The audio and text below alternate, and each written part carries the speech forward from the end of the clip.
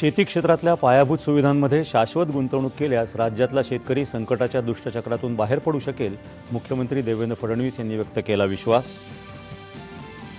वेगानं शहरीकरण होणाऱ्या पुणे शहरात कोंडीविरहित वाहतूक व्यवस्था निर्माण करण्याचा शासनाचा प्रयत्न, मुख्यमंत्र्यांचं प्रतिपादन। देशातील सर्व तेल शुद्धीकरण प्रकल्प त्यांच्या सर्वोच्च क्षमतेनं कार्यरत असून कच्च्या तेलाचा पुरेसा साठा उपलब्ध आहे, पेट्रोलियम मंत्रालयानं केलं स्पष्ट। राज्यातही इंधनाचा तुटवडा नसल्याचं मुख्यमंत्र्यांचं स्पष्टीकरण।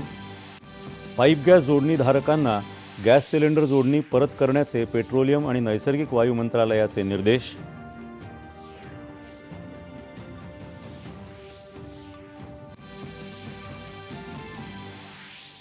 शिवालिक आणि नंदादेवी ही दोन भारतीय ध्वजधारक LPG वाहक जहाजं येत्या 2 दिवसात भारतात पोहोचणार, नाविकांच्या सुरक्षिततेसाठी सरकार वचनबद्ध।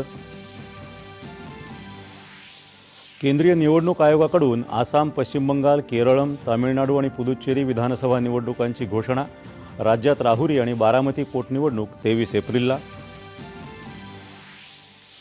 देशात वैद्यकीय शिक्षणासह आरोग्याच्या पायाभूत सुविधांना प्राधान्य दिलं जात असून वैद्यकीय महाविद्यालये आणि संशोधनासाठी मोठी साखळी उभारली जात आहे, केंद्रीय गृहमंत्री अमित शहा। परराष्ट्र व्यवहार मंत्री डॉ. S. जयशंकर आजपासून 2 दिवसांच्या बेल्जियम दौऱ्यावर। युरोपीय महासंघासोबतची भारताची धोरणात्मक भागीदारी करणार दृढ। आणि बँकॉक इथल्या world boxing under-19 futures cup स्पर्धेत भारतीय युवा मुष्टियोद्ध्यांची दमदार कामगिरी, 1 सुवर्ण, 3 रौप्य आणि 1 कांस्य पदकाची कमाई। नमस्कार, 7च्या बातमीपत्रात मी विश्राम वैद्य आपलं